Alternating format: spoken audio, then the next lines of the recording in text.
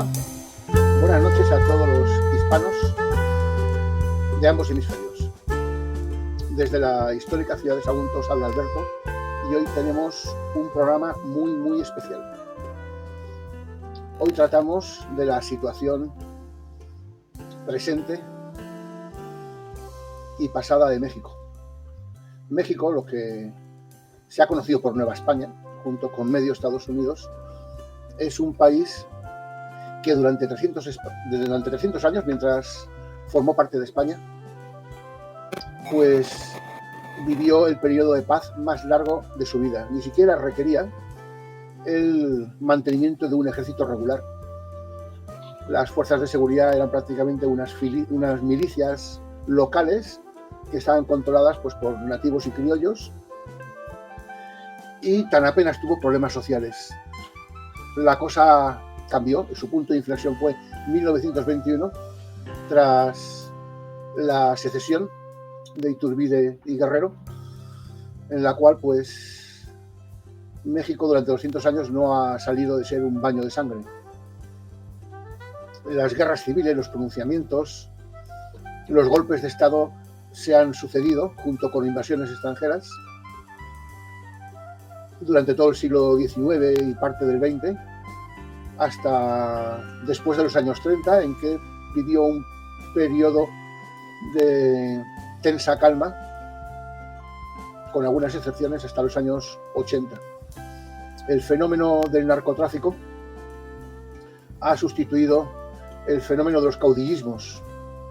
Recordemos que pues, México, aparte de Benito Juárez y Porfirio y Santana y otros tantos que acaudillaron esa nación, pues se le sumaron luego Pancho Villa, Emiliano Zapata, Obregón, Madero, y bueno, pues a cada caudillo un baño de sangre. Eso es lo que supuso. Y ya no hablemos de la represión sufrida por los nativos. El tema ahora es muy diferente. Ahora esos caudillos han sido sustituidos por los líderes del narcotráfico. Los líderes del narcotráfico están infiltrados en todos los resortes de la sociedad. Cuando digo todos los resortes de la sociedad, digo que no se limitan exclusivamente al narcotráfico, sino que controlan instituciones enteras, comercian, negocian y controlan lo que es el mercado de distribución en muchas áreas, cuando no controlan la policía y la política, y en muchos casos pues han llegado a controlar hasta facciones del ejército. Pero bueno, yo no soy quien os lo tiene que explicar porque yo no soy el experto. Para tal menester, hoy contamos con la catedrática de Relaciones Internacionales, una mexicana llamada Joanna Subich, una persona muy valiosa que nos puede aportar datos muy fidedignos del camino que lleva México, porque ella tiene la capacidad de ejercer lo que es la historia comparativa con la situación que se ha dado en otras naciones, situaciones muy similares. Recuerdo Colombia en los años 70-80, que fue un caso muy similar al que ahora se vive en México. Lo que pasa es que México es más grande y los problemas también son más grandes, sinceramente. Y luego también contamos con Dagoberto Hernández, una persona que nos puede dar fe de su experiencia sobre el terreno. Él es capitán retirado de las Fuerzas Especiales Mexicanas y se ha visto en la vicisitud de luchar cara a cara contra el narcotráfico.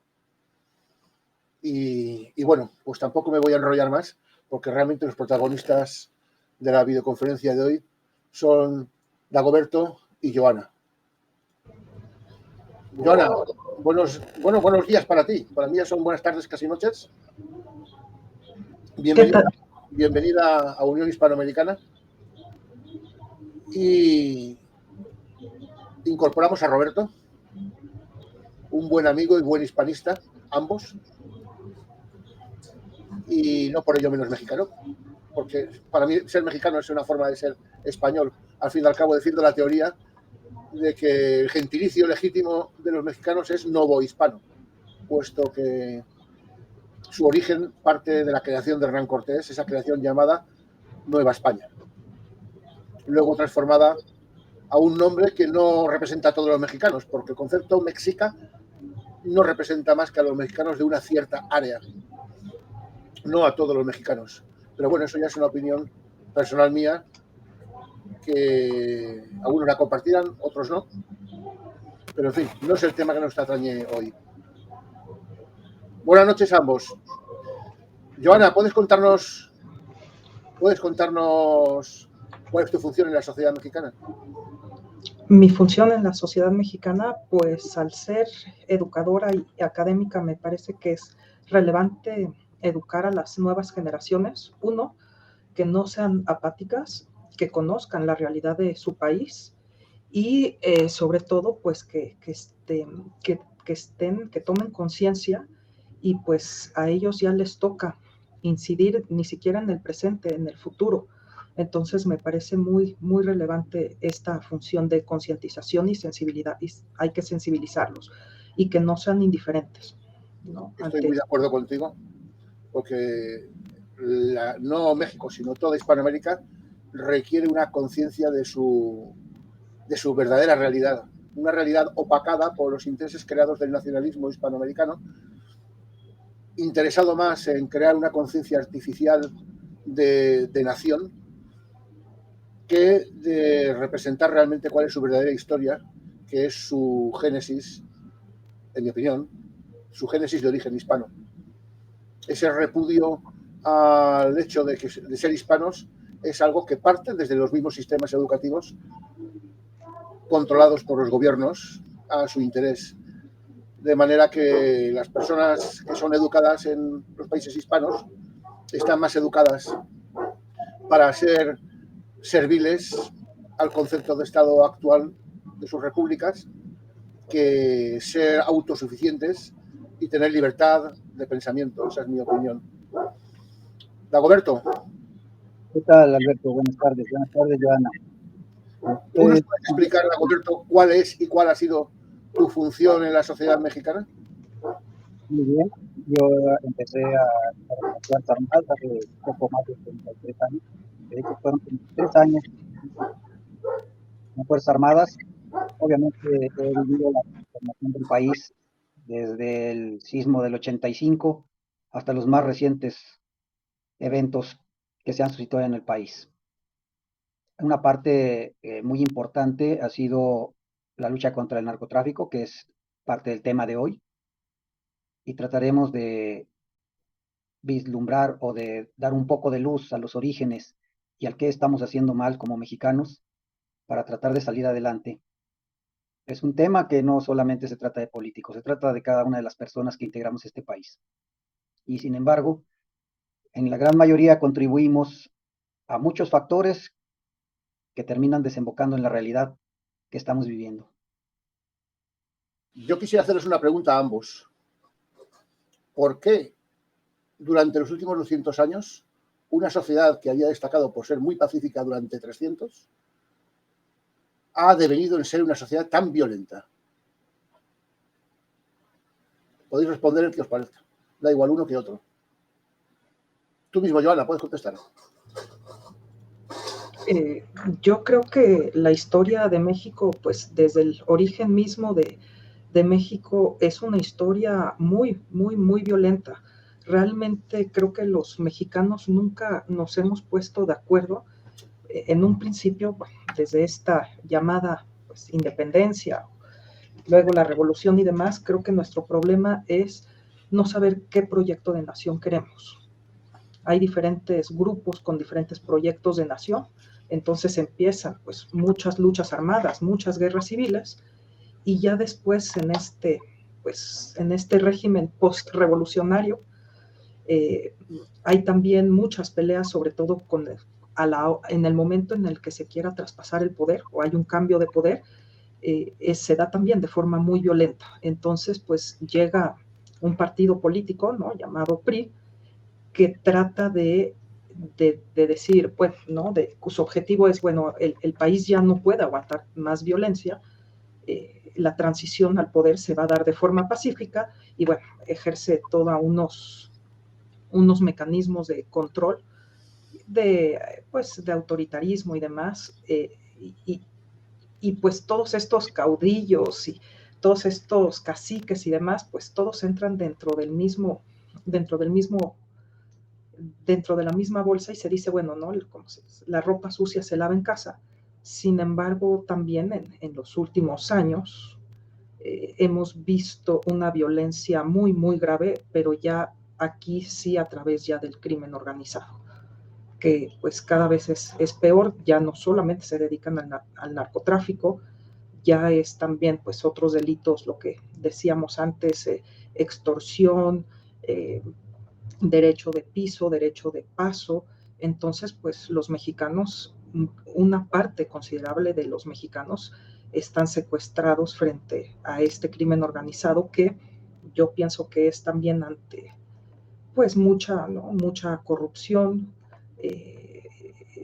hay una falta de Estado, la debilidad de las instituciones, entonces esto es como un poco el panorama a manera de resumen de lo que se puede, de lo que hoy pues estamos viviendo en México, desgraciadamente, y pues ha dejado crecer al crimen organizado y ha aumentado su presencia y sus delitos. Y tenemos también entre ellos mismos mucha rivalidad, que ellos se están peleando por mercados, por plazas, y pues sobre todo para pasar a Estados Unidos. Entonces hay una violencia entre los diferentes cárteles por las rivalidades para esto.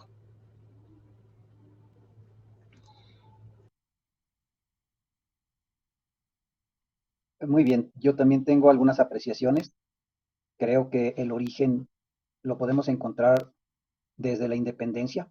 Si nosotros analizamos las personalidades que participan, ahí podemos ver que realmente era un grupo de oligarcas que buscaban un beneficio personal, no buscaban un beneficio nacional, no era crear una nueva república que fuera llena o que tuviera bienestar para todos, sino que ellos tratan de tener el poder para sí, y a partir de que estas personas con una ideología empiezan a tener el poder, las cosas empiezan a tomar nuevas formas.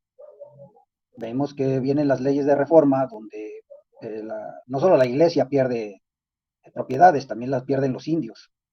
La propia independencia deja sin efecto los títulos nobiliarios que existían en la Nueva España, y esos títulos nobiliarios eran para los caciques de los pueblos indígenas. La narrativa empieza a invisibilizar a esos pueblos, tal vez con la intención de tratar de hacer que el colectivo nacional tenga un enemigo común, que en este caso es España. A partir de eso, tratan de borrar a los aliados. A Tlaxcala vienen a reducirlo a casi nada, es el estado, uno de los estados más pequeños del país. A los otomís también los dividen en varios estados y así sucesivamente. Tratan de, tal vez, creo que todo estaba planeado de esa forma. Y empieza a invisibilizarse a todos esos grupos que fueron aliados de los españoles. Después vienen las pugnas entre todos sus herederos ideológicos, y los venimos encontrando a través de la historia, y son grupos que, a excepción tal vez de unos cuantos de esos líderes, que sí tenían un origen más, más en el pueblo, pues la mayoría de ellos eran oligarcas que se disputaban el poder, y eso viene sucediendo hasta la fecha. Esto ha creado un vacío de poder porque en el afán de mantenerse han cedido a grupos radicales. Empezamos, después de la revolución, tenemos ahí algunos grupos de guerrilleros que también, a la vez, los herederos ideológicos de esos grupos guerrilleros, hoy están al frente del país. Entonces, más que nada, aquí podemos considerar que se ha dado una guerra de ideologías, y pues llevan arrastrando al pueblo, en el sentido de que es quien paga las consecuencias, de que el pueblo es quien ha pagado los costos de la independencia, tanto económicos como ideológicos, y así sucesivamente. Estamos llegando a un estado que ya no controla la totalidad del país, es un estado que tiene muchas carencias, en muchas zonas ya no tiene autoridad, y esto debiera revertirse en el corto plazo, pero sin embargo las estadísticas nos indican que vamos exactamente en el camino contrario.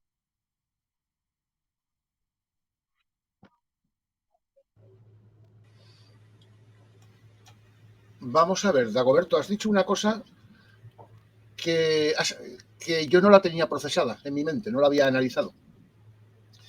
Y es que tras la abolición del primer imperio mexicano, que duró 11 meses, tampoco duró mucho, pues se abolieron los títulos nobiliarios.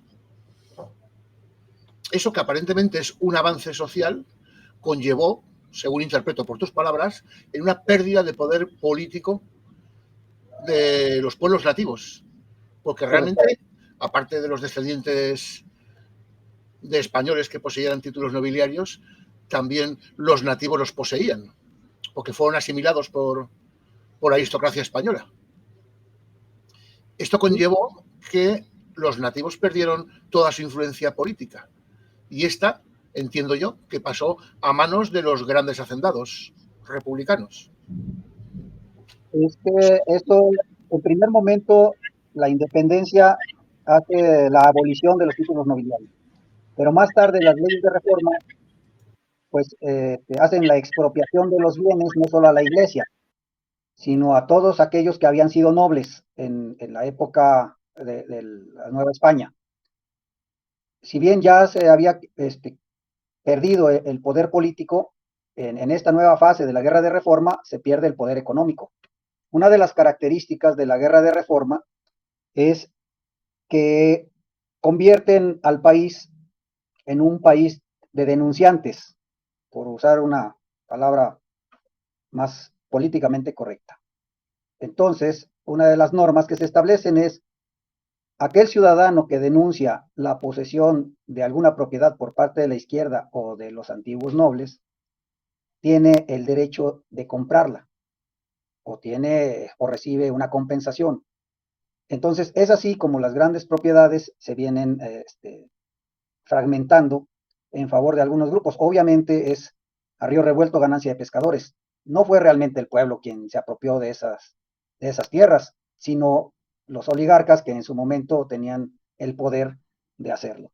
Más tarde viene la revolución y nuevamente viene otra fragmentación. Acaban con el latifundio y crean un minifundio, donde algunos pequeños propietarios o algunos campesinos quedan con, digamos, 10, 15 hectáreas de terrenos cultivables, pero que eso ya no les garantiza o ya no les permite un crecimiento económico, más bien se empieza a dedicar a una agricultura de autoconsumo. Y obviamente todo esto fue pues consecuencia de las luchas de poder.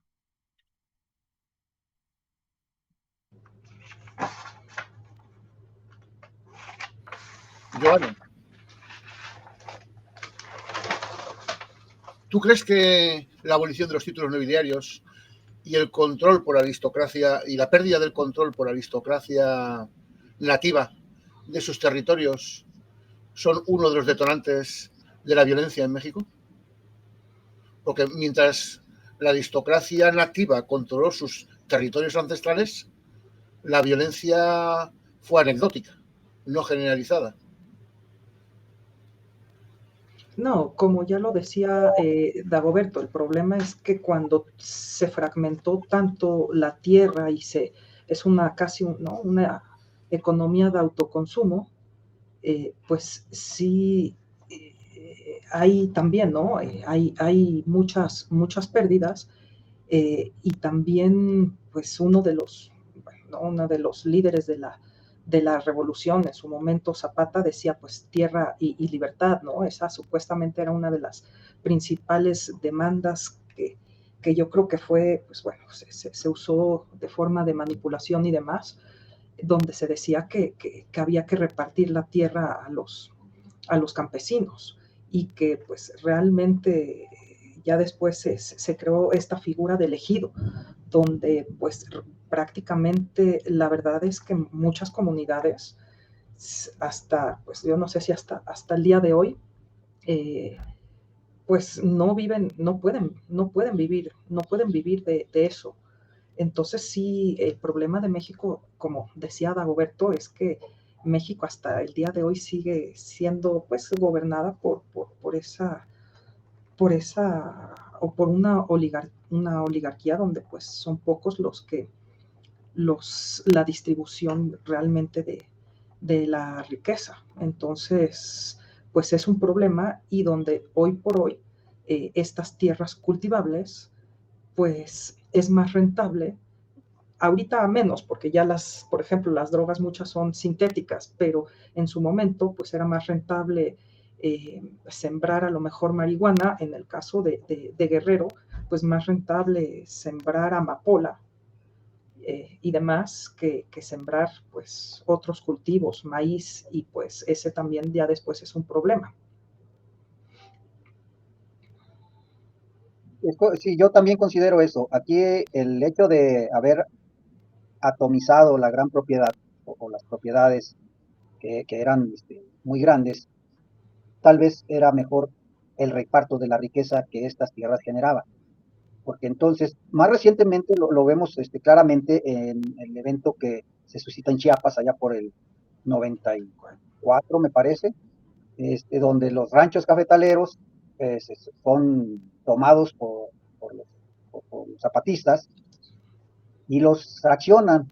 Y entonces Chiapas era el mayor productor de café en México y con ello llevaba a México a ser uno de los principales productores de café, pero ese cultivo se tiene que desarrollar en otras partes porque esos grandes ranchos cafetaleros se acaban completamente cuando son repartidos entre la gente, y a lo mejor el camino podría haber sido otro, no necesariamente repartir la tierra. Ese mismo caso se ha dado en Europa, y es que la evolución de la agricultura ha evolucionado en función de la competitividad, y las pequeñas propiedades ya no son rentables y no posibilitan a la gente vivir de la tierra, no es como en otros tiempos. Entonces, lo que antes podía considerarse un crimen, los grandes hacendados, los grandes terratenientes, ahora es un imperativo económico. Las pequeñas propiedades no pueden existir y solamente son competitivas las grandes propiedades. Entonces, bueno, quizá es posible que México haya ido un poco contracorriente de lo que realmente de cómo iba realmente la economía, que iba en función de las grandes producciones. Aquí en España sucedió lo mismo, se desamortizaron las propiedades y surgieron los grandes latifundios, pero los grandes latifundios eran los únicos que podían funcionar y además conllevaron a incrementar, multiplicar la producción agrícola, multiplicar la producción, el territorio cultivado, y bueno, y se vio reflejado en que la población española en 100 años pues se multiplicó por 3. ¿Por qué? Porque había mucho más alimento y el alimento era mucho menos costoso de lo que era 100 años antes. Entonces, quizá estimo la posibilidad, que me gustaría que la valorarais, de que quizá en su planificación agrícola México ha ido a contracorriente de los tiempos, de la evolución que iba teniendo la industria agrícola. Y ello es esa inconsciencia es lo que puede haber traído gran parte de la violencia que se ha vivido estos 200 años. ¿Qué opinas? Yo creo que, discúlpame Alberto, yo he considerado eso, que el haber sometido o el haber cargado con los pequeños propietarios o con los productores primarios es lo que principalmente nos ha afectado, porque esos productores primarios pues se dividen en unos grandes productores y otros que son los más, que son pequeños productores que solamente se basan en el autoconsumo. Todo el sistema pues es muy complejo porque, por ejemplo, la producción de maíz pues requiere, como es un producto de temporal, requiere de almacenamiento.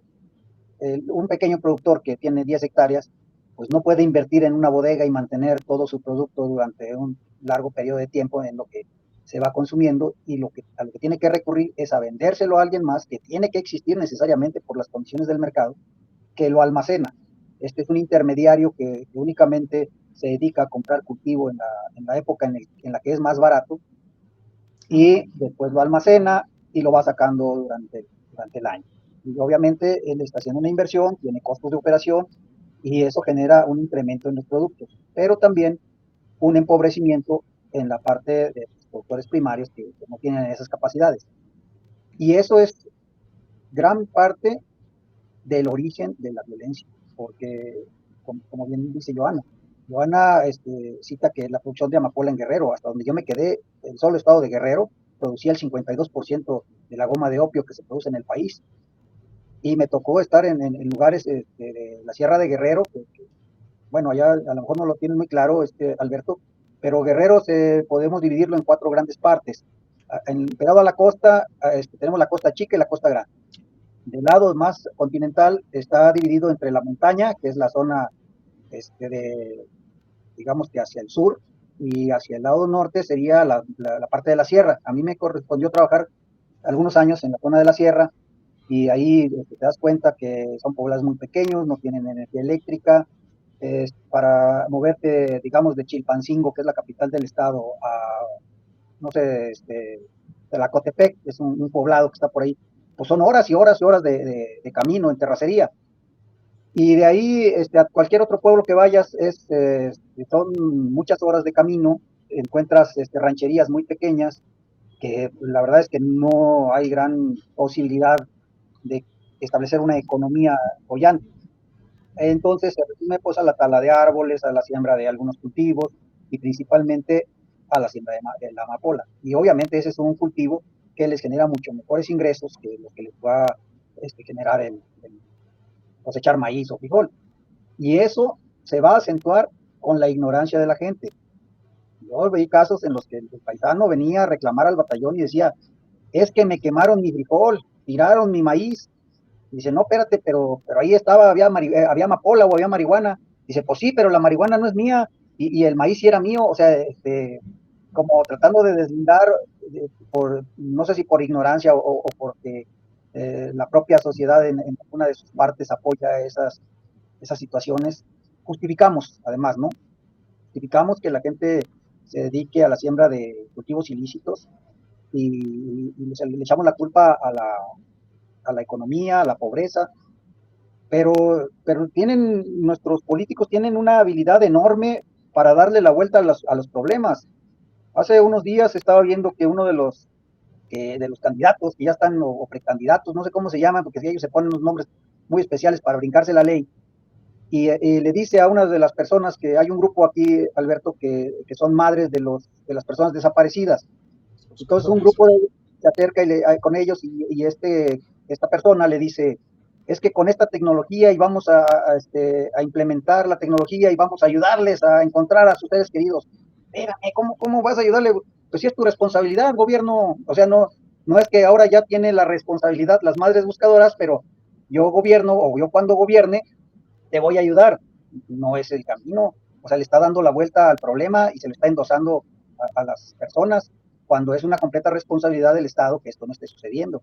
Y pues ahí parece que es una buena obra, ¿no? Decirle a la gente que la vas a ayudar, pero ¿cómo la vas a ayudar si esa es tu responsabilidad?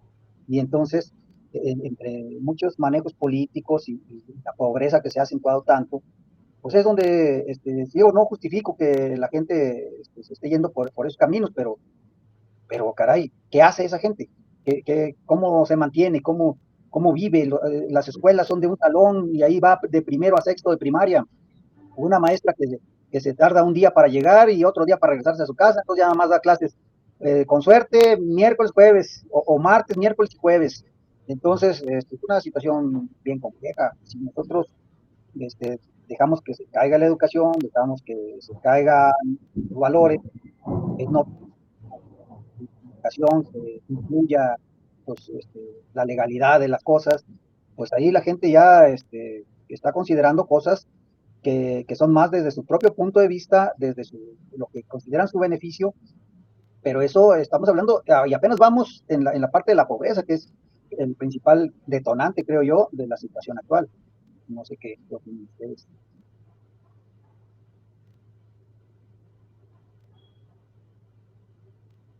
Sí, no, comparto contigo, se juntan varias problemáticas y sí, definitivamente, por ejemplo, del pueblo donde es el Chapo Guzmán, la gente se dedica a eso porque no hay otras oportunidades, y yo también digo que pues fue también, ¿no? Una ausencia del Estado, y yo no es de que espero que, pues, que papá gobierno arregle todo. Sin embargo, sí el Estado, el gobierno sí tiene la obligación de crear las oportunidades para que la gente se desarrolle, pero también en este momento que se parte la tierra cultivable y demás, también viene, ¿no? Aumentó la población y pues no todo, no alcanza para todo, entonces también hay un desplazamiento de la población, se vienen a las capitales, hay abandono también de las tierras, y pues si no se crean las condiciones para crear trabajos suficientes y demás, pues sí, luego el crimen organizado es pues muy atractivo, ¿no? Eso es por un lado, y luego pues México no vivió plenamente en una democracia. La verdad es que el gobierno fue sumamente autoritario, represor, y llega también un momento en que hay ciertos grupos que pues si por medios pacíficos no puedo acceder al poder, no puedo cambiar las cosas, pues a lo mejor me voy por el camino no tan legal. Entonces, en los años 60, 70, que fue un contexto a nivel mundial, también se forman ciertas guerrillas que, a diferencia de, por ejemplo, de Colombia, particularmente en México, pues no hay tanta presencia de guerrilla como lo hubo en Colombia, pero, por ejemplo, no es de gratis que el líder de una de las guerrillas mexicanas en los años 70, pues surge de la Normal de Ayotzinapa, Lucio Cabañas, y que, pues, en donde, en el estado de Guerrero, que es uno de los estados más pobres, más desiguales, y donde, por ejemplo, en la Normal de Ayotzinapa, la única forma, a lo mejor, de ascender en términos sociales, pues, era ser maestro o ser normalista en esa escuela que te capacitaba, y pues luego cooptada por el crimen organizado. Entonces, desgraciadamente para México, ante las cuestiones estructurales que no son fáciles de cambiar, de pobreza, de desigualdad, pues todos los vacíos se llenan, y el crimen y pues los pactos no escritos que hay entre el gobierno y luego el crimen organizado, pues es rentable que el crimen organizado permee pues en esta sociedad, y pues eso también hay que agregarle, ¿no? También lo que sucede en Colombia, y pues ya en los años 90, con la muerte de Pablo Escobar, México se convierte en el país esencial para pasar toda esa droga. Hay que decirlo, México, pues, no podemos cambiarnos, no podemos mudarnos. México hace frontera con el principal mercado de drogas, y eso es algo que no se puede negar. Entonces, por eso también el país se vuelve muy atractivo para eso.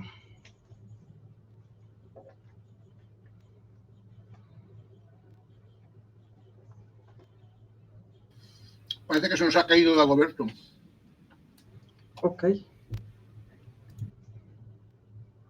Continúa. Pues ya está aquí, Dagoberto.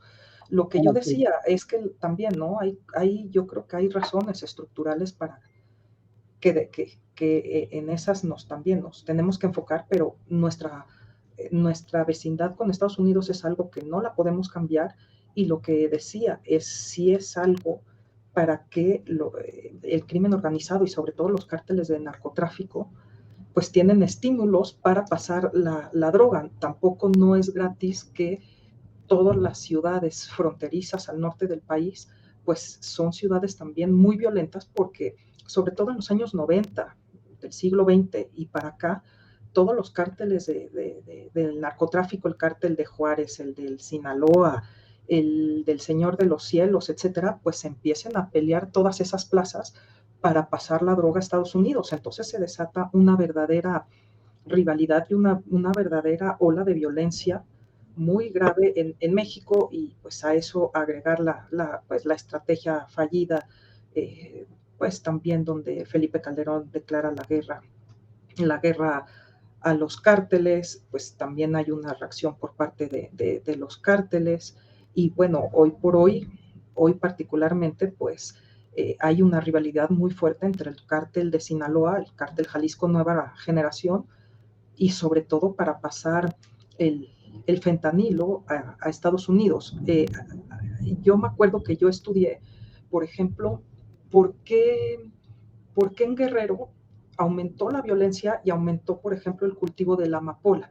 Y esto también tiene mucho que ver cuando aumentó el consumo de heroína en Estados Unidos. No fue de gratis y pues aparecen todos estos grupos, ¿no? En Guerrero de los rojos, etcétera, que bueno, ¿no? Que también ahí tuvieron que ver algo con lo que pasó en Ayotzinapa y pues hoy por hoy lo que pasa es que es muy, muy rentable producir este tipo de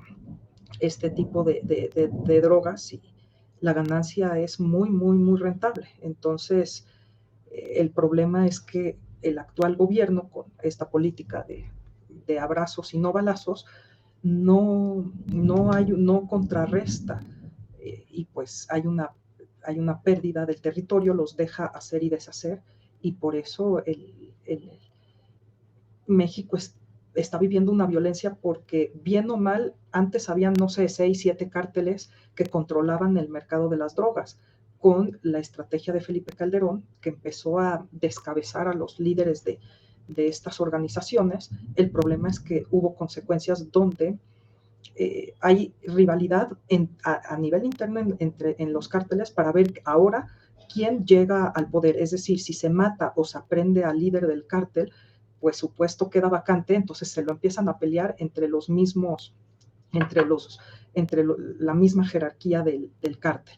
Después, si ese cártel pues está debilitado, el cártel con el que tiene rivalidad pues quiere aprovechar y empieza también una guerra intracárteles para ver quién se apodera de las plazas. Y pues empiezan también a fraccionar los cárteles y por eso es que hoy vemos también un aumento de homicidios, de delitos, porque cuando ya no hay estos grandes cárteles, hoy tenemos más de 200, 300 o 400 bandas que se pelean en el mercado y pues si el narcotráfico ya no te deja tanto, tú te tienes que diversificar y también para protegerte y demostrar al cártel rival que tú vas en serio, aumentó la violencia y también, pues, no sé qué nos pueda decir Dagoberto, cuando entraron los Zetas, es que también la violencia entre los mismos cárteles aumentó. Entonces es muy, muy, muy complejo cuando tú tienes este tipo de fenómenos, ¿no? ¿Por dónde empiezas? Y en particular, yo tengo alguna visión un poquito, pues sí, en ese mismo sentido, y no justifico al presidente Calderón, pero yo creo que él ya estaba en una situación, pues, desesperada. ¿Por qué? Para el año de 1997, me parece, se hace un programa donde el gobierno federal determina relevar a los elementos de la policía, que en ese tiempo era la Policía Judicial Federal, en las fronteras, en la frontera norte y en la frontera del sur-sureste del país. En este evento, pues a mí me toca participar. Yo estaba por allá en el en el primer grupo aeromóvil de fuerzas especiales de la 10ª región militar. Entonces a mí me toca operar en la zona de Quintana Roo. Fue un evento, creo que también, pues fue como tratando de contener la situación que ya se presentaba, y estamos hablando de mucho antes de Calderón, en donde teníamos por allá a hoy casi exonerado exgobernador Mario Villanueva Madrid, gracias a alguna buena relación que tiene, pero recordemos que él fue sentenciado, y aunque hoy diga que engañaron a los jueces y que le sembraron pruebas y lo que quiera, guste y mande, hay una sentencia firme y ahorita ya está en su casa, creo que está bajo el arresto familiar, alguna figura jurídica ahí para que ya no esté en la cárcel, ¿no? El caso es que estamos hablando de esa época, cuando él era gobernador. Ya la situación era muy complicada, ya las bandas del crimen organizado estaban apoderándose del país, ya había una gran cantidad de muertos, pero como Cancún, bajo el concepto de que es un polo turístico, que afectamos la imagen, y entonces nadie hablaba de eso. Pero ahí se vienen a coincidir algunos eventos que sabemos que una catástrofe no es más que una serie sucesiva de eventos desafortunados, Y en esa situación, yo recuerdo que primero nosotros estábamos muy bien preparados en operaciones urbanas, pero de policías no teníamos gran cosa, ¿eh? Bueno, ni siquiera conocíamos las ciudades en las que nos desplegaron, pero era parte de la situación en la que nos encontrábamos, que era ya muy compleja y que por fin alguien trató de hacer algo, pero vende siempre la idea principal que va a privar en el país es mantener el poder. Entonces nadie quiere mostrarse débil, nadie quiere mostrarse en una situación comprometida, todo el mundo trata de minimizar las cosas. Lo mismo sucedió con el levantamiento armado del EZLN. Desde mucho tiempo antes se le advirtió al gobierno federal, nunca quisieron tomar en serio la situación hasta que reventó. En esta situación que tratamos ahorita, pues fue lo mismo. La situación ya era muy difícil para esos tiempos y toman una decisión, pero no está completa. ¿Por qué no está completa? Porque sí te mandan, pero no vas bien preparado, pero no vas con todas las ventajas o con todo el apoyo institucional, porque ciertamente un grupo de 100 hombres, poco más, se hace cargo de la seguridad de los 3 estados de la península de Yucatán en el aspecto federal. Eso es insuficiente. No había ni los recursos humanos ni materiales suficientes para enfrentar al crimen organizado. Entonces se empieza a trabajar y se empieza a hacer cosas que era lo que era posible hacer en ese momento, ¿no? Lo que nos permitía nuestro conocimiento, nuestros recursos, pero no era suficiente. Y después, por allá del 2000 y algo, alguien tiene la brillante idea de cortarnos el sueldo, creo que fue antes de 2000. Entonces, tal vez para no dejar ver que se nos estaba pagando demasiado a ojos de otras personas que desde atrás de un escritorio toman decisiones, nos bajan el sueldo, nos quitan el sueldo que nos pagaba PGR, nos quitan el sueldo o parte del sueldo que nos pagaba el ejército, y entonces yo siempre les decía, ahora díganle al sargento, oye, pues, en vez en ese tiempo de 20,000 pesos al mes, ahora vas a ganar 5,000. Ahora el sargento vaya y le diga a su esposa, oye, pues sabes qué, pues ya saca al chamaco de la escuela de gobierno, digo, de la escuela privada, regresa a la escuela de gobierno y te regresas a vivir a la vecindad donde vivíamos antes. O sea, no justifico lo que esta gente hizo, pero mucha gente ya no quiso volver al lugar de donde había salido. Y ahí surge otro punto que muy claro. El mercado empieza a reclutar. Y esos famosos, tristemente famosos Zetas, de los que desafortunadamente yo conocí algunos, ellos se van y se justifican a sí mismos porque consideran que el Estado les dio la espalda, que consideran o se justifican.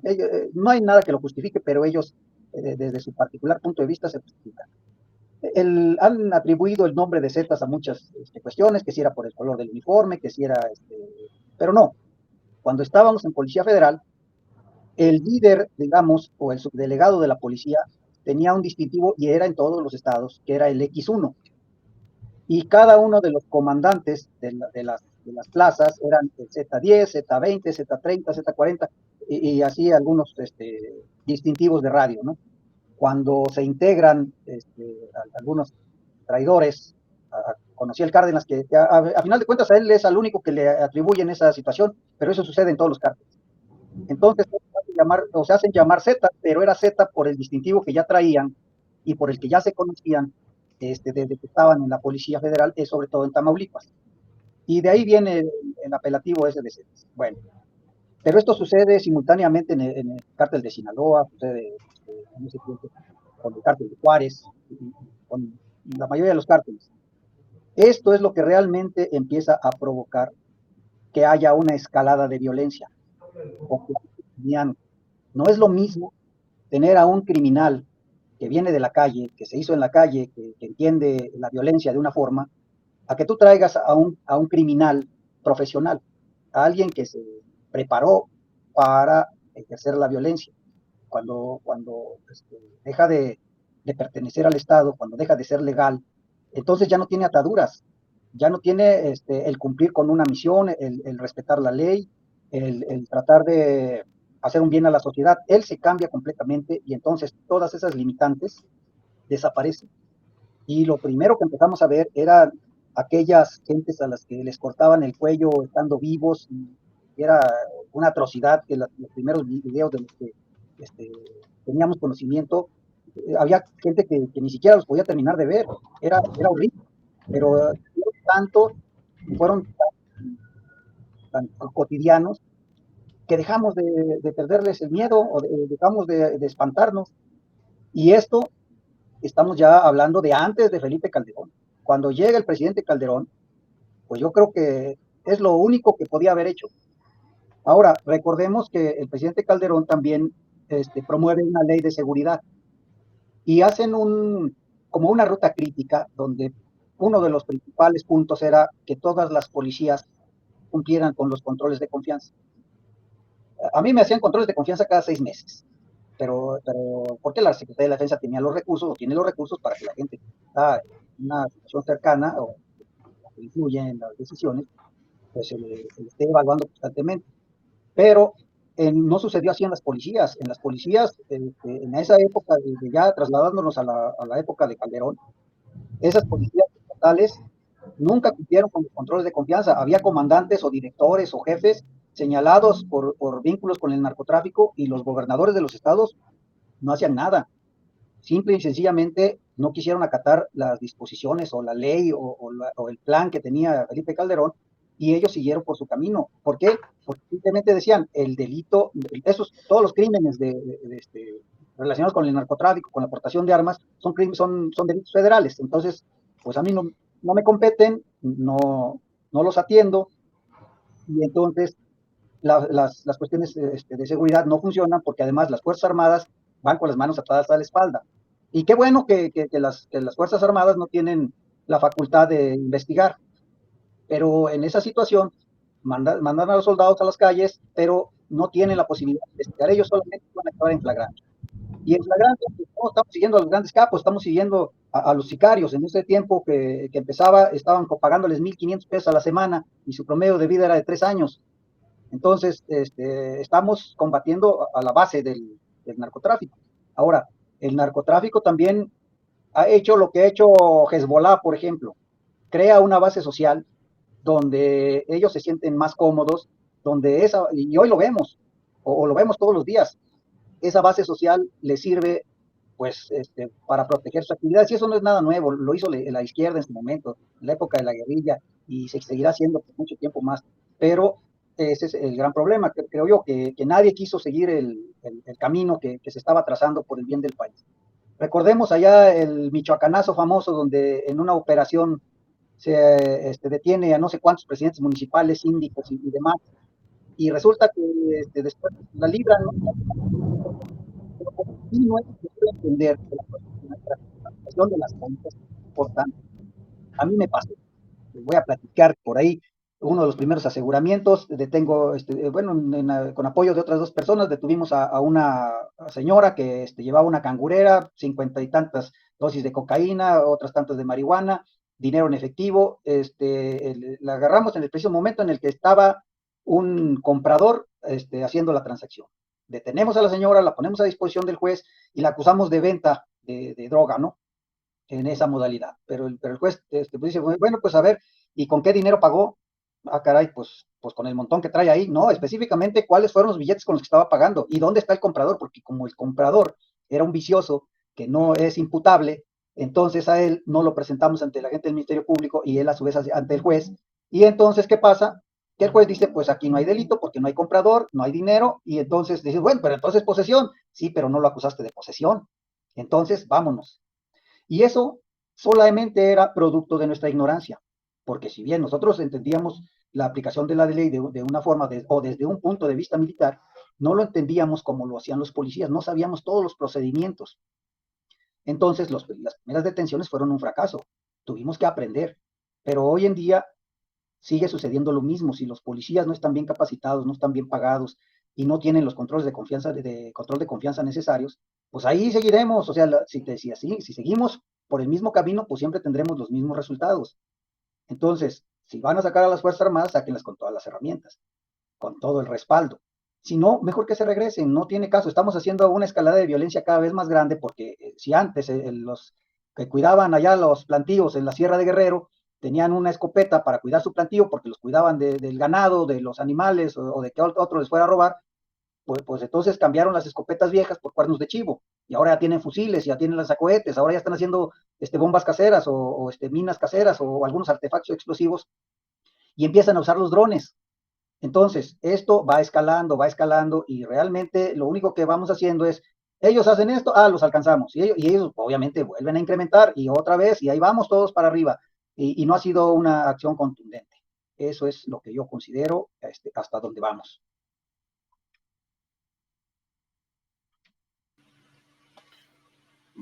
Vamos a ver, yo he detectado por vuestras palabras que al menos el origen, el inicio de la producción de drogas en México procede del eterno problema del latifundio contra el minifundio. Si bien el minifundio en un principio era capaz de procurar una economía de subsistencia para los campesinos, con el tiempo y el incremento de la producción agrícola se convirtieron en producciones antirrentables. Y ello empujó a gran parte de los pequeños campesinos a producir, a cultivar droga en lugar del típico maíz o los frijoles. ¿Se puede entender que una cosa puede ser consecuencia de la otra? De la abundancia de minifundios, por aquella típica ansiedad de la tierra para el que la trabaja y repartamos la tierra entre los campesinos. ¿Pueden haberse cambiado las tornas de cómo estaban en un principio? Mira, Alberto, yo considero que eso es apenas el origen o del acentuamiento o del incremento de la pobreza. Pobreza siempre ha habido, eso es innegable. Pero cuando empieza a quitarse las tierras a la gente o a hacer el reparto de tierras, entonces empezamos a ser más pobres. Y eso es el origen, para mí, es el origen o uno de los orígenes de la situación actual. La pobreza y la mala educación. Pero sí, allá nace la pobreza, o bueno, se acentúa la pobreza. Claro, obviamente, la pobreza se tiene que multiplicar cuando los minifundios no son ya ni capaces siquiera de alimentar a la familia del campesino. Sí, pues es que ese es un consumo prácticamente, es una producción de consumo interno, ¿no? De consumo, pues, de autosuficiencia, de alguna forma. Solamente ese campesino lo único que puede hacer es medio recuperar algo de lo que ha invertido. No puede exportar, tampoco puede convertirse en un productor o en procesar los productos que él está produciendo. Se tiene que quedar en ser únicamente productor primario.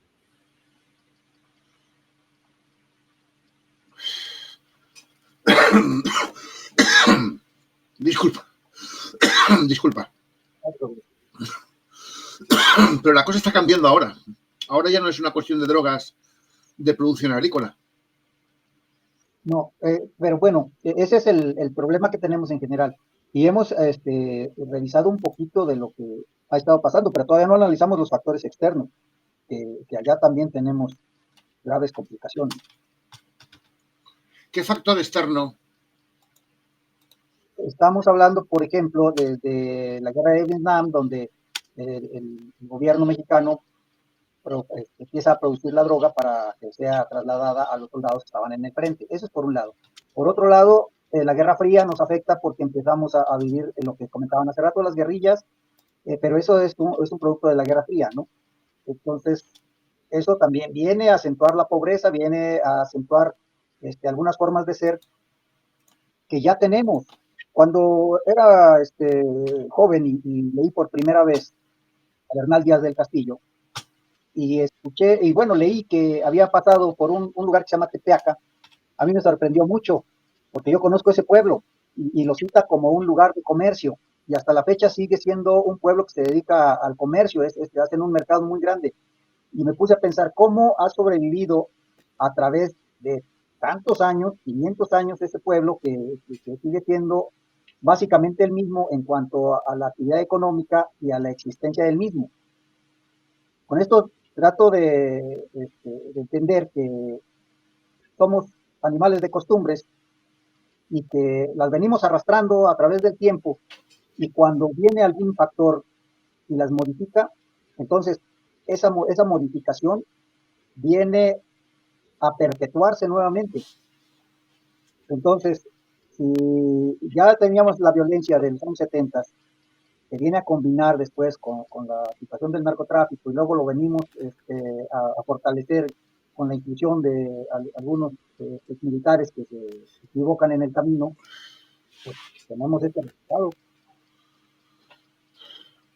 Aquí hay una cosa que no cuadra, que no me cuadra, o que, bueno, las circunstancias son cambiantes en toda sociedad. Pero si antes el problema era la pobreza del campo, que abocó a muchos campesinos a la producción agrícola de lo que son considerados drogas, ahora el problema es que México se ha convertido en un gran exportador de una droga de origen químico, no de origen expresamente agrícola. Sí. Y yo la pregunta que quería hacer es si eso es una iniciativa mexicana o influye un factor externo en la difusión de esa droga tan dañina como es el fentanilo. Bueno, vámonos un poquito atrás. Creo que el parteaguas en el que México pasa de ser un país de tránsito a un país productor y dominante dentro de la escena mundial en cuanto al narcotráfico, es precisamente cuando suceden los eventos de las Torres Gemelas. A partir de que se cierran las fronteras y que los controles de las fronteras con Estados Unidos se incrementan, mucha de la droga que llega al país ya no cruza. Yo recuerdo que en aquellos años o se escuchaba que estaban también de moda los cibercafé. Entonces pasaba algún tipo y les dejaba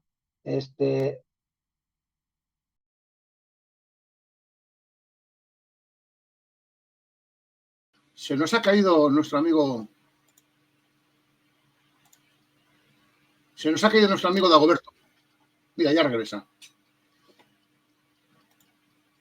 Por acá se me reinició, no sé si les pasó lo mismo. Bueno, trataré de retomar.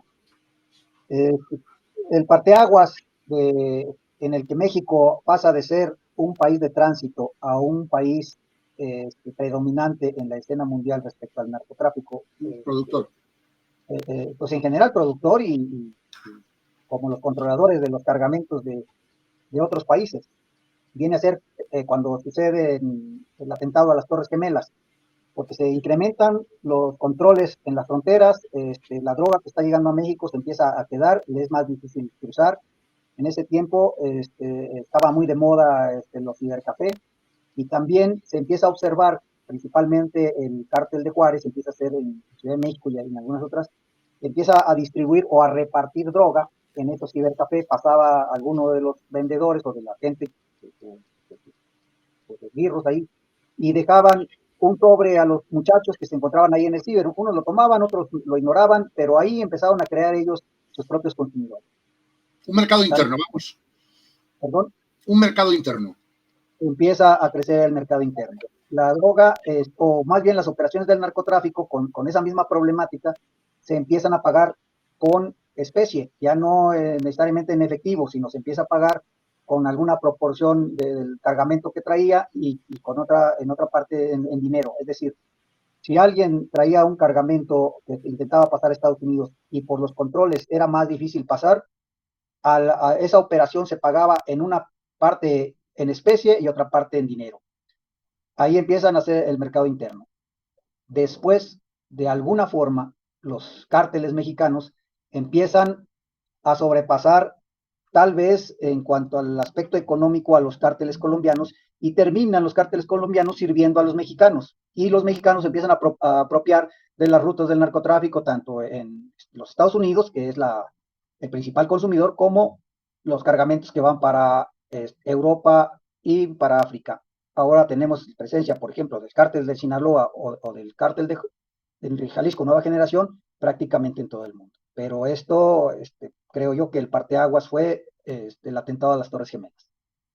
No sé, Joana, que nos pueda comentar. Pues sí, como tú ya dijiste, ¿no? Los atentados del 11 de septiembre hacen que se cierre la frontera y pues mucha droga se queda acá. De hecho, hasta aumenta el consumo acá en México. Estoy nada más recordando algún otro factor. Bueno, ¿qué factor externo posibilita la difusión del fentanilo? ¿Qué función ocupa China?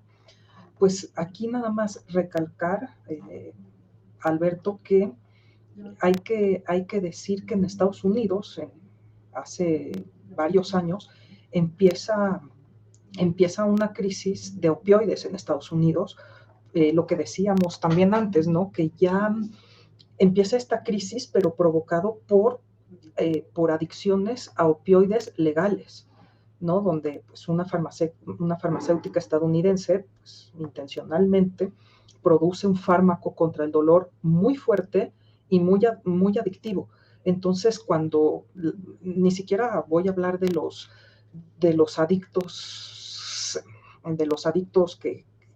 bueno, ¿no? que usaban ciertas drogas, sino que a lo mejor tú tenías una operación o tenías una fractura, te recetaron este opioide y en el momento en que tú ya no lo necesitabas o pasó el tiempo y te recuperabas de la cirugía o te recuperabas de tu lesión, tú ya te hiciste adicto a ese opioide, pero sabemos que en Estados Unidos pues están más controladas todas estas sustancias y entonces la gente buscaba otras alternativas y pues una de estas alternativas fue heroína, ¿no? Fue pues el opio, la heroína que venía también de Estados Unidos, además también era más barata y pues empieza a aparecer frente a la evolución de esta crisis de opioides, empieza esta sustancia del fentanilo que en su forma legal sirve para calmar el dolor, pero pues estos cárteles la procesan y la hacen también mucho más barata,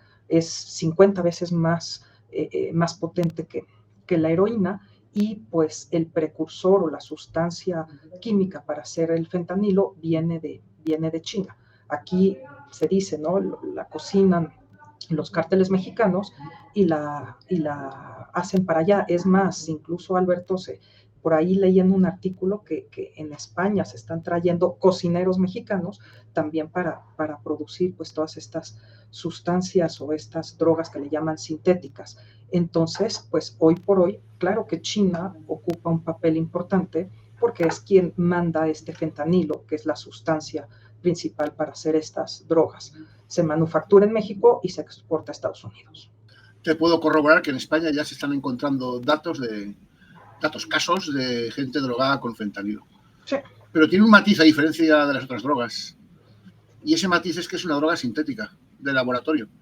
Así es. No procede de una producción agrícola, con lo cual tampoco procede de las necesidades de supervivencia de los pobres campesinos. No.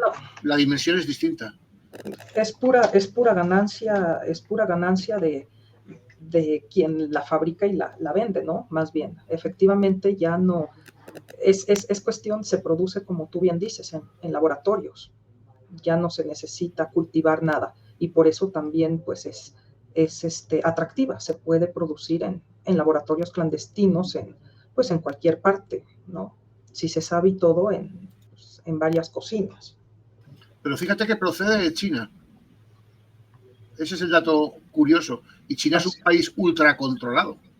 No me creo yo que en China no tengan control sobre los laboratorios ilegales que producen fentanilo. No puede ser que se trate de una estrategia geopolítica a nivel internacional. ¿Una venganza de China por la guerra del opio? Mira, podría ser. Y también, pues, Alberto, hay que recordar que hoy por hoy China y Estados Unidos, pues, tienen una rivalidad por el comercio, por la tecnología, por muchas áreas, incluso áreas geográficas, por el control de los mares, etcétera. Entonces, no sé si podría ser una estrategia.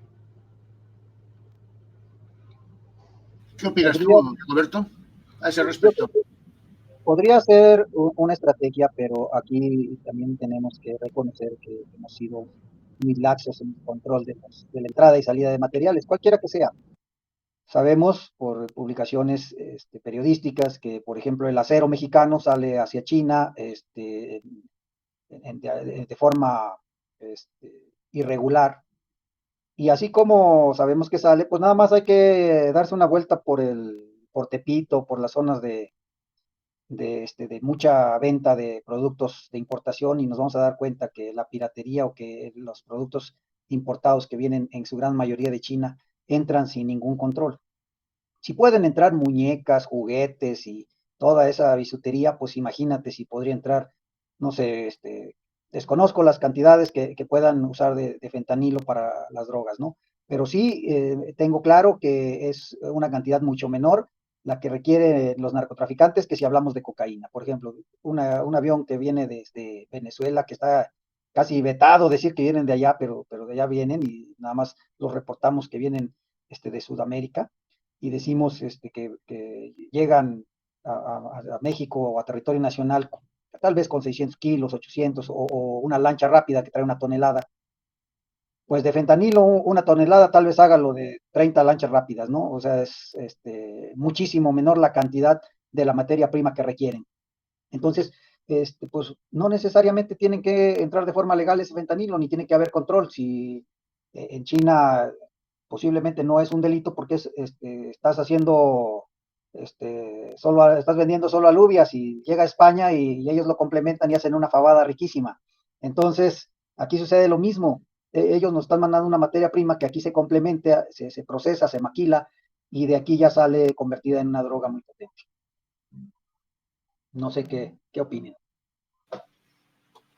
Yo lo que veo es que el Estado mexicano está siendo incapaz de combatir el fenómeno, de que haya un Estado dentro del otro Estado y que el Estado dentro del Estado tenga un origen criminal. Da la sensación de que el país está cayendo en manos de criminales. Bueno, lo que pasa es que el Estado mexicano, yo considero que no es que sea incapaz, yo considero que puede ser que no tengamos la suficiente voluntad política, porque pues los recursos los tenemos, pero si no queremos verlo, por ejemplo, recordemos que hace algunos años, precisamente cuando se iniciaba la lucha contra el narcotráfico en forma frontal, por ahí hubo un diputado de Michoacán, me parece, de algún partido que trataba de tomar protesta como diputado y que lo escondieron en la cajuela de un auto para poderle dar el fuero constitucional y no ser tocado o investigado o procesado.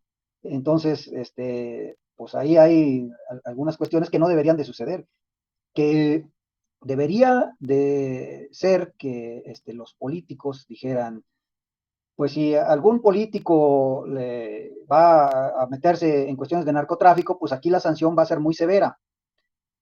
Por ejemplo, recuerdo de algunos políticos que de allá de Zacatecas, y hablando de Zacatecas porque Zacatecas ahorita está en una crisis, esa familia que hoy gobierna, hace muchos años tenían una planta deshidratadora de Chile, y resulta que los soldados allanaron la propiedad y encontraron que estaban deshidratando marihuana. Y quedó como una anécdota para el asunto mediático, pero de ahí no pasó a más. Entonces, entre ellos mismos no existe una sanción, algo que se anteponga a las necesidades o al crecimiento del país o al bienestar nacional, en el que uno reconozca como un traidor a quien atenta contra el país. Por ejemplo, sucede que en las Fuerzas Armadas, si alguien cae en desgracia porque se le encontró vinculado con el narcotráfico, en automático, créanme, en automático, todas las personas cercanas a esa persona se deslindan y se deslindan porque no se quieren ver involucrados. Las penas en las Fuerzas Armadas para todos aquellos que se involucran con cuestiones del narcotráfico van de 30 a 60 años de prisión. Y quienes están, porque digo, nosotros conocemos a muchísima gente, pero en cuanto alguien se sabe que está metido en ese asunto, lo mejor, todo el mundo saca las manos y a veces dice, oye, pero ¿por qué no lo ayudan? Sencillo, nos traicionó. ¿Por qué? porque si él está contribuyendo con el crimen organizado, está contribuyendo a que nuestros compañeros mueran, está contribuyendo a que las operaciones no se detengan. Hay militares que van a su casa en un año 3 o 4 veces porque están en una operación, ya los mandan a Michoacán, regresan, les dan 3, 4, 5 días de descanso y ahora te vas a Tamaulipas y regresa y ahora te vas a Zacatecas. Y estamos hablando de que esos se aventaron un año. Y entonces de los días que tuvieron con su familia, pues de los 365 días tal vez tengan 20 y repartidos en 3 porciones, ¿no? Entonces, cuando alguien se va al equipo contrario, pues es una traición. Pero eso no se ve en los políticos, no se condena, no se sanciona. Es algo como que aplican el dicho de que perro no come perro y entonces no vemos a los grandes políticos procesados, ¿eh? Vemos a uno que otro chivo expiatorio, pero nadie va tras la cabeza de nadie.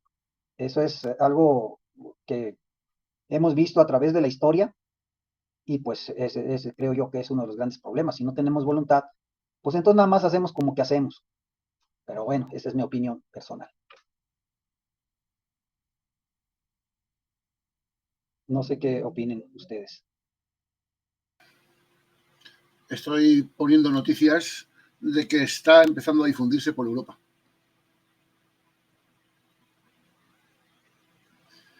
Y son noticias recientes que dicen que hay que estar muy alerta. Hay que estar muy alerta. En fin, el tema está que esa es la violencia que se da hoy en día en México. Emiliano Zapata y Pancho Villa han sido sustituidos por el Narco 1, el Narco 2 y el Narco 3. O el Narco del Norte, el del Sur y el del Este y el del Oeste.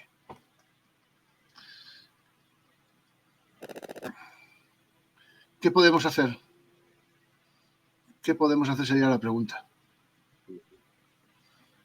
Porque la política está involucrada. Entendemos.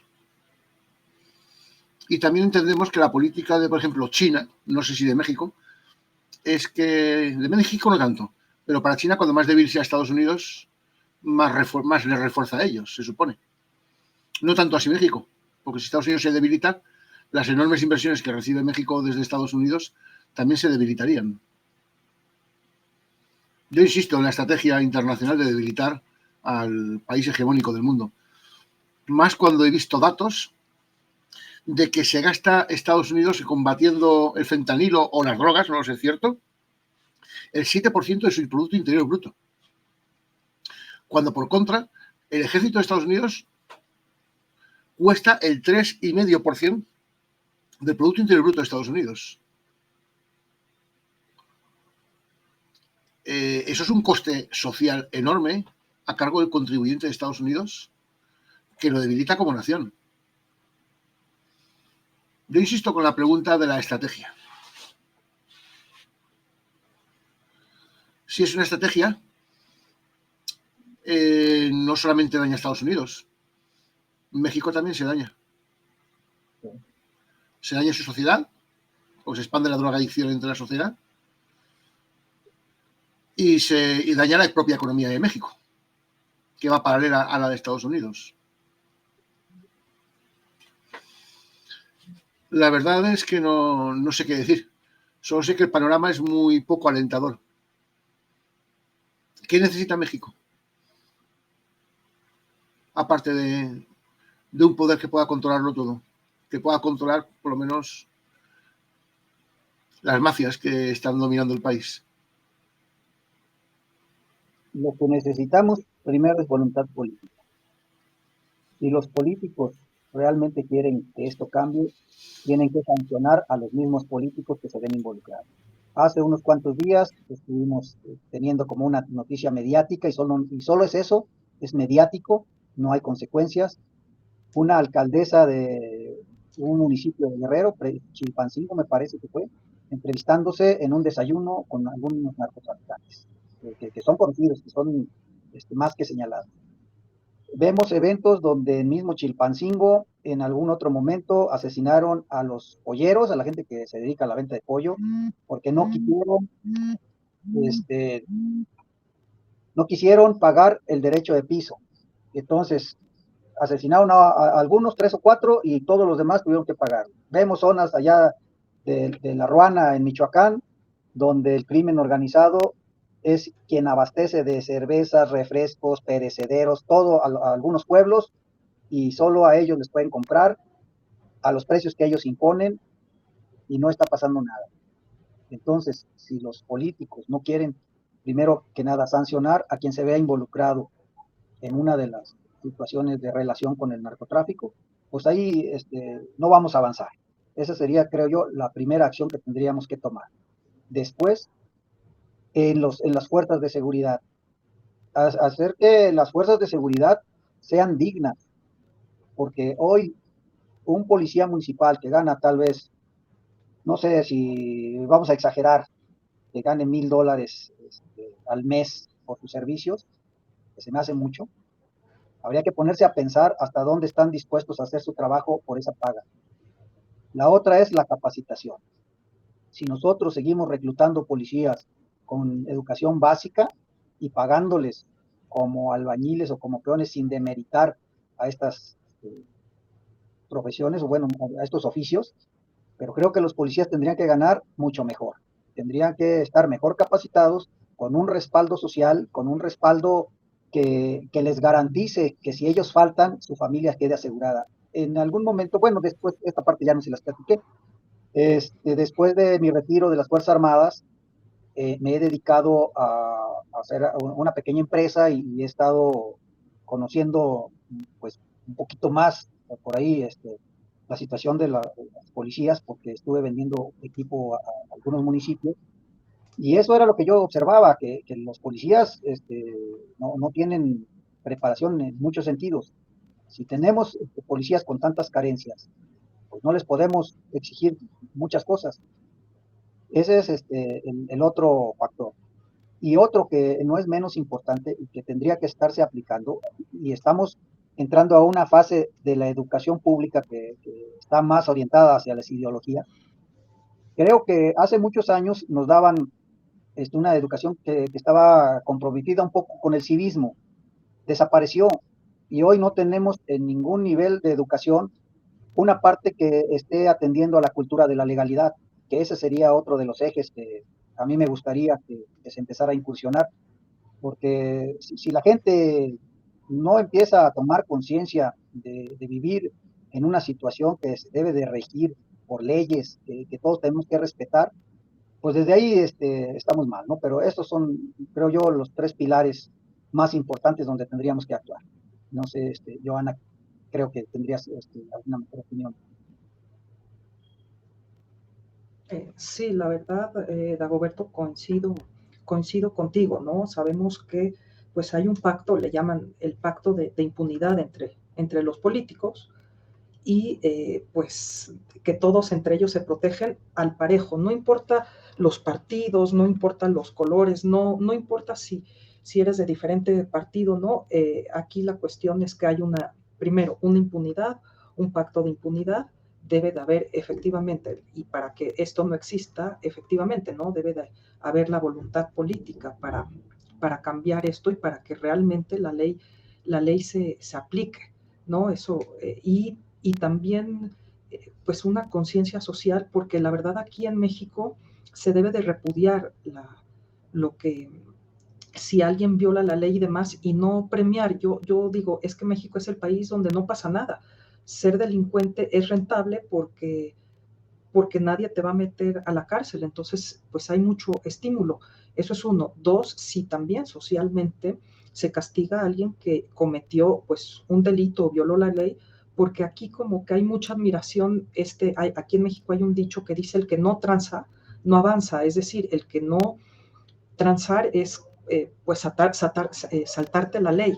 Entonces, este tipo de dichos y admirar a la gente que comete delitos, pues debería de ser repudiado, ¿no? Eso es por otro. Ahora, también mejorar los niveles de educación, mejorar también los salarios, y tanto de los policías como de la población en general. Lo que dice Dagoberto es cierto. Dagoberto, yo creo que te fuiste muy alto. Un policía municipal o un policía que debería de combatir a estos delincuentes, si gana 200 euros o 300 euros, es mucho. Y muere cumpliendo su deber, como dice, su familia queda total y absolutamente desprotegida. Entonces, si los capacitas, si hay una admiración por ser policía, no demeritarlos, si saben que su familia, si ellos faltan, pues tienen seguro de vida, seguro médico, becas para estudiar, que sus hijos y la viuda queden cubiertos, creo que eso también es, ¿no? Es muy importante. Y pues, por ejemplo, otra cosa que hoy vemos es que el gobierno actual ha roto toda cooperación con Estados Unidos. Nos guste o no, ellos también aportaban pues información, datos de inteligencia. No estoy diciendo que aquí en México no los tengamos, claro que sí, pero sí se debe de haber a nivel internacional mucha cooperación, no solamente digo, principalmente con Estados Unidos, pero sí también con el resto del mundo, porque si no, esto no va a cambiar. Y por ejemplo, bueno, no sé, por ejemplo, tú, Alberto, pero a nivel mundial, en México ha surgido, por ejemplo, una serie de producciones de narcos, ¿no? Y donde se admira esta figura del narcotráfico y demás, pues esto también debe de cambiar, y se debe de cambiar hacia una cultura de la legalidad, pero como dice Dagoberto, que haya consecuencias, no que si pasa algo se busca cualquier chivo expiatorio y ya yo he dicho, ¿no? Cuando un mexicano se va a Estados Unidos, ahí sí respeta las leyes, sí se abrocha, bueno, aquí también ya, ¿no? Pero se abrocha el cinturón, no se pasa los saltos, y bueno, porque sabe que el policía lo detiene. Normalmente, si tú lo tratas de sobornar, pues te llevan a la cárcel. Entonces sí se deben de cumplir también las leyes. No es algo fácil, no, es bastante complicado. Y también pues que querer un poquito más a México, tanto de la gente como de nuestros políticos, no buscar nada más tu beneficio personal, ¿no? Eso de querer un poquito más a México me toca el corazón. Porque es un hecho generalizado en todos los países hispanos, empezando por España. Hay una tendencia a autodenigrarnos, a autoconsiderarnos como inferiores, un complejo de inferioridad inducido. Y eso conlleva a que, bueno, pues fuera de nuestros países somos más respetuosos con esos países que con los nuestros, propiamente hablando. Y tanto los españoles como los hispanoamericanos, pues se nos da el caso de triunfar más en el extranjero que en los propios países. Hay un dicho en España para criticar eso que dicen: no te creas que porque el santo sea más lejano es más milagroso. Nadie es profeta en su tierra. Ese es otro. Ese es otro. Ese es otro. Pero sí, concuerdo contigo, Alberto. Sí tenemos pues que creérnoslas, como dicen. No dicen que no hay que entrar, no hay que hablar ni de fútbol ni de política, pero en el caso de México lo vemos, por ejemplo, con la selección de fútbol. No puede ser que nos quedemos en el ya casi, o como se dice aquí en México, en el ya merito, que no podemos derrotar al fuerte. Entonces, pero me parece que sí, lo que decía al principio Dagoberto, si realmente lo que pasa es de que, bueno, y a lo mejor a nivel mundial, de decir, bueno, ¿por qué quiero ser político? ¿Por qué quiero llegar a un puesto de poder? Pues sí que se busca el bienestar colectivo y no solamente cómo tú aprovecharte de ese cargo para tu beneficio personal. Yo sé que a lo mejor estoy siendo ahí muy utópica, pero es que para eso es la política. Sucede en España. Sí, por eso. Tenemos un ejército, no, tenemos 2 ejércitos de políticos. El Entonces, ejército regular es la mitad del ejército de políticos que tenemos. pero pues que sí piensen un poco en su país, o un mucho en su país, y que al final pues están ahí por los votantes y es quien te paga, y no usarlo como a ver qué sacas, o como tu negocio personal. Es que es lo que pasa, que lo que es el servicio público al final se ha convertido en el negocio personal de lo que yo llamo la casta de lo público, que son los que viven de los impuestos, unos con mayor y otros con menor legitimidad. Pero el Estado no da para dar de comer a todos. Para Y es tanto. injusto que el que trabaja, arriesga, invierte y produce tenga que estar manteniendo a personas que no arriesgan, que no trabajan, que no invierten y que no producen, y que encima los que mandan sean los que no arriesgan, no trabajan, no invierten y no producen. Yo estoy esperando algún político que mande en este país que haya sido empresario. No lo hay. Todos proceden del sector público. La mayoría no han cobrado un sueldo privado en su vida. No saben lo que es pagar el sueldo a un trabajador. No saben lo que es crear una empresa o fomentar un negocio. Sí. Entonces, yo lo que veo es que la gente menos responsable es la que gobierna a la gente más responsable. Eso en España, al menos. Y en América la cosa viene por otro sitio. Yo creo que el poder político en América está muy pervertido porque en su origen procede básicamente de traidores y de personajes que trataron de dominar la política de sus naciones por interés personal. Normalmente procedentes de las castas más privilegiadas de la sociedad, que les interesó separarse de un poder que los tenía controlados para poder hacer ellos lo que quisieran. Y cuando han hecho lo que querían, no lo han hecho por el pueblo, sino por sí mismos. Por eso no exclusivamente el caso de México. Tanto Colombia como Venezuela, como Argentina, pues tras su independencia, no salieron de guerras civiles y de conflictos de toda índole, conflictos políticos, siempre generados por los mismos y con la misma motivación, el poder disponer de una hegemonía política que les permitiera saltarse toda norma, toda ley, toda limitación del poder. Porque yo creo que el gran problema del poder es la falta de limitación del poder.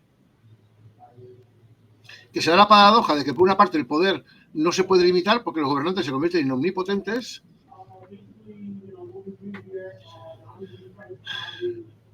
pero por la otra estos gobernantes son incapaces de controlar toda la delincuencia que se genera a raíz de estar gobernados por políticos corruptos que no miran por el pueblo. Entonces surgen las típicas mafias. Ese creo que es uno de los grandes problemas de toda Hispanoamérica. ¿Y qué traen? Violencia. ¿Que la culpa la tienen los gringos? Pues parcialmente su influencia han tenido, pero los máximos culpables seguimos siendo nosotros. Además, la capacidad de intromisión que tienen los gringos en nuestras naciones proceden de nuestra propia ineptitud. O sea, no le podemos echar toda la culpa al de fuera. Y mucho menos a España, como hacía el López Obrador, exigiendo hasta perdones ridículos. En fin, yo estoy encantado de vuestra presencia y muy satisfecho de vuestras intervenciones. Me gustaría alguna conclusión para despedirnos de nuestra audiencia. Digamos que con vuestra opinión sobre por qué somos tan violentos en nuestras naciones. En una síntesis. Digamos que acabemos como hemos empezado. ¿Y cuál es la manera de enmendarlo? Y quizá, si tuviésemos un Estado más fuerte a nivel justicia y seguridad, que pudiese proceder de la unión de nuestros Estados, de alguna manera, aboliendo las fronteras y creando un poder de seguridad y de justicia supranacional, si esas acciones podrían traer la paz a nuestros países. Un sistema de justicia y de seguridad supranacional sería mucho más impermeable a las corrupciones típicas que se dan cuando el poder omnipotente es el poder local. No sé si me explico. Me gustaría saber lo que opináis sobre el tema de fundamentarnos en crear un poder de seguridad y justicia supranacional entre nuestras naciones, como posibilidad para batir la omnipotencia, pues están haciendo los dueños del Estado, las mafias, se están haciendo los dueños de los estados. Y sus gobiernos están acaban comiendo en su mano. ¿Qué os parece mi propuesta?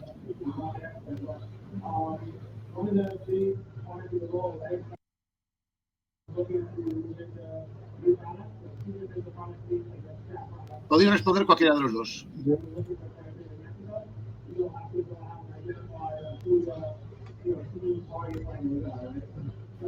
No sé si me habéis oído, ¿eh? Sí, no, sí, mira, yo he estado leyendo que quizás una de las propuestas es que se pudiera a lo mejor crear pues alguna figura donde haya una cooperación pues entre las instituciones de México, Estados Unidos y Canadá en el contexto del TEMEC, Alberto.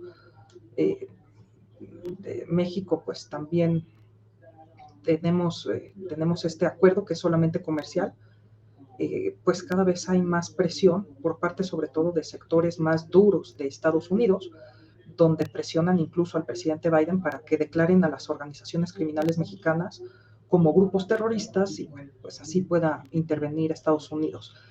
Pero, bueno, pues obvio es una intervención, violación de soberanía y todo, pero yo creo que el tema del crimen organizado de México y a nivel transnacional debe de pasar por una cooperación internacional. Ni el país, tú mismo lo acabas de decir, ni el país más poderoso del mundo que se gasta el 7% del PIB y demás puede combatir solo al crimen organizado, y son varias cosas.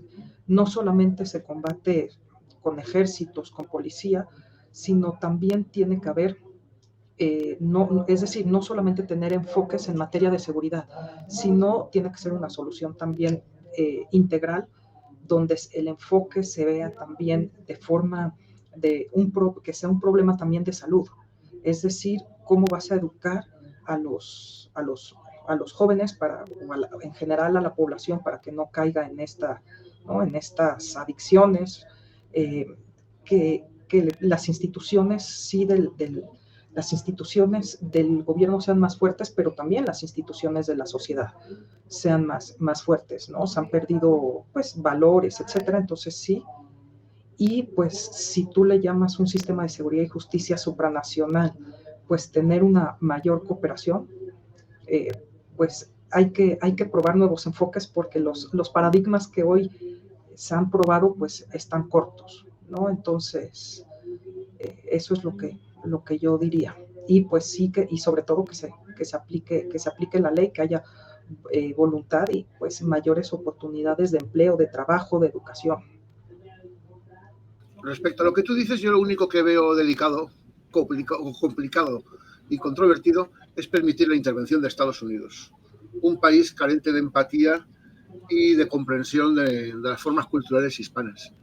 Y sabemos que es un país que lo soluciona todo a base de bombazos. Pues sí, por eso se está tratando de evitar que se declaren a las organizaciones criminales como grupos terroristas. No sé. ¿Una fuerza policial creada por los países hispanos? ¿Cómo lo verías? Lo que pasa es que, bueno, Colombia es quien tiene experiencia, pero me parece que fuera de Colombia, los otros países, pues hay que ver también sus historias. Cuando el ejército era fuerte, dieron golpes militares. Sí, pero no lo establecemos en países.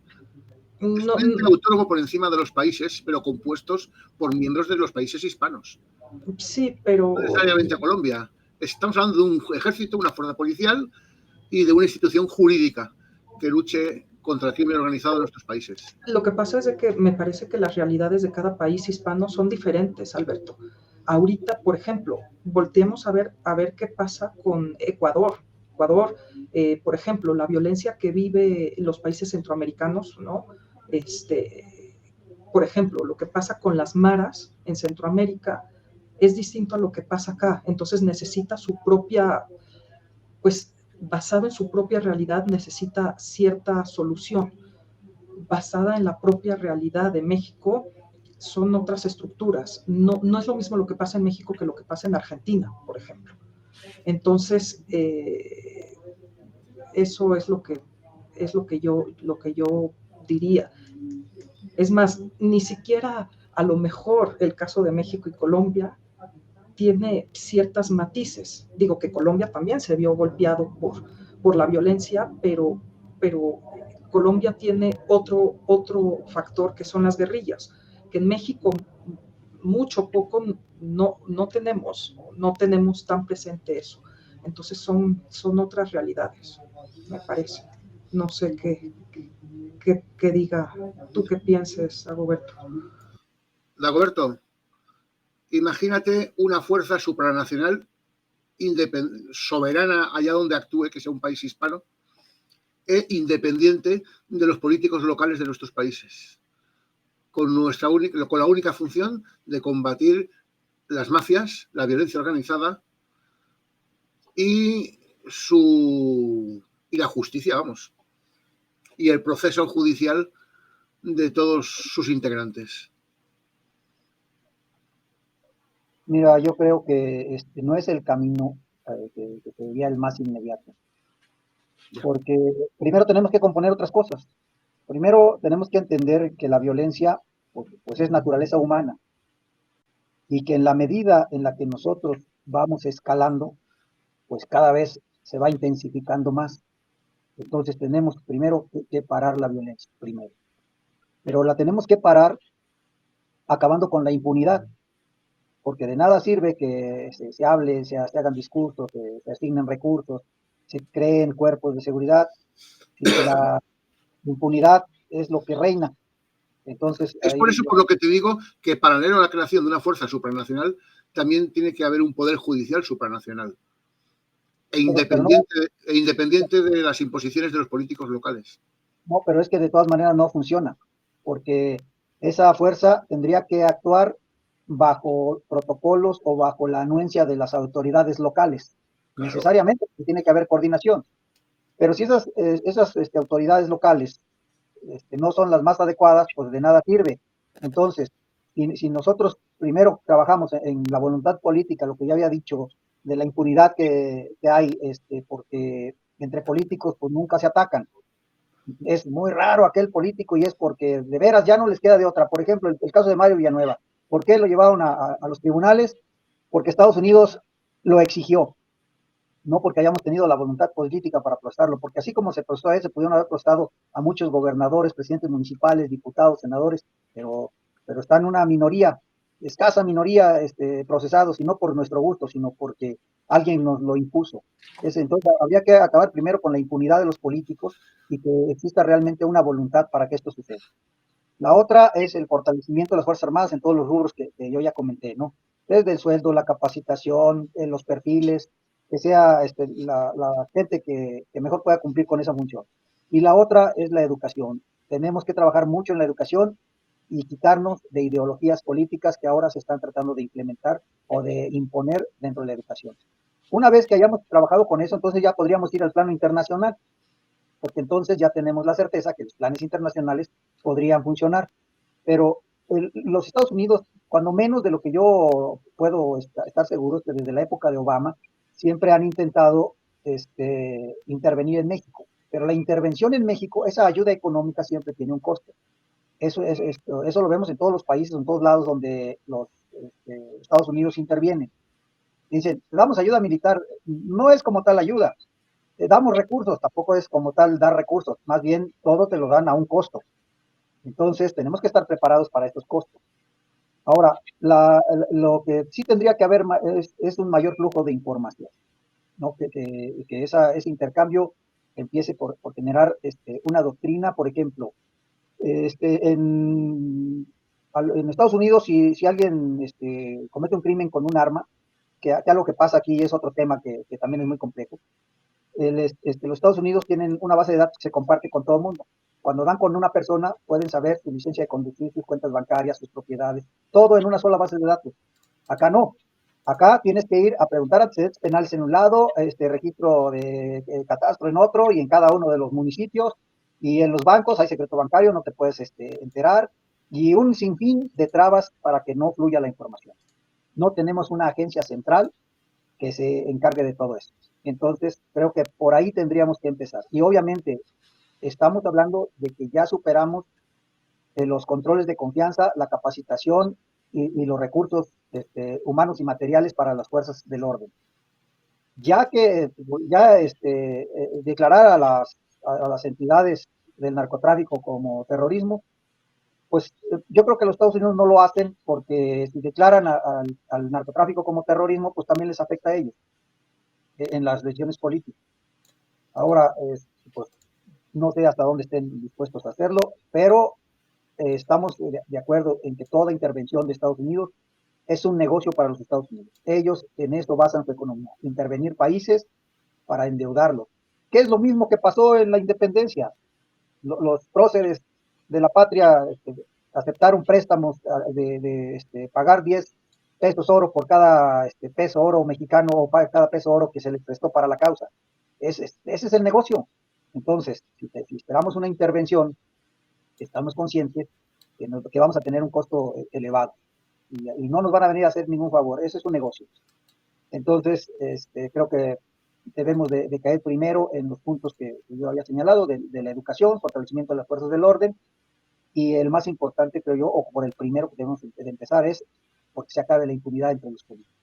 A partir de eso, creo que empezaría a fluir, porque si no hay impunidad con los políticos, pues entonces los criminales, en general, todos, tendrían menos aliados. Esa es mi opinión. Muy bien. A mí me queda daros las gracias por vuestra participación. Y nada, y ya paso a despedirnos de nuestra audiencia, porque ya estamos rayando, hemos superado las 2 horas de programa. No era mi intención superarlas. Y nada, pues muchas gracias por vuestra presencia.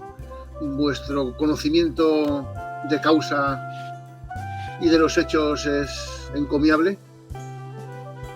Y os prometo que seguiremos tocando el tema, porque de una manera u otra hay que acabar con la violencia en nuestros países. No puede ser que nuestros países sean notorios, conocidos y famosos no por nuestra hospitalidad, no por la calidad de nuestra cultura,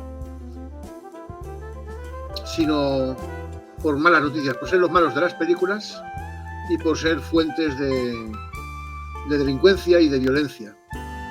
Fuentes, porque realmente quien la genera al final es quien la consume, y yo parte de la responsabilidad la comparto. Nosotros no somos los únicos culpables, sino que hay un mercado que se lleva 80 de cada 100 dólares, y ese mercado no es hispano, es anglosajón. En todo delito hay que valorar siempre quién es el que sale ganando. Y si las mafias hispanas de los países hispanos salen ganan, pero con una proporción de 20 a 80% que se llevan, en este caso, los países anglosajones o Estados Unidos. Incluso podemos incluir Europa, porque la mayor parte del dinero se queda en los países que demandan. Los hispanos somos meros productores de lo de siempre, de materias primas. Y ahí es donde quiero concluir. Pues nada, muchas gracias a ambos por vuestra presencia. Y deseo que volvamos a retomar este tema en breve. Muchas gracias, Dagoberto, muchas gracias, Joana. Y hasta una próxima emisión que hagamos desde Unión Hispanoamericana.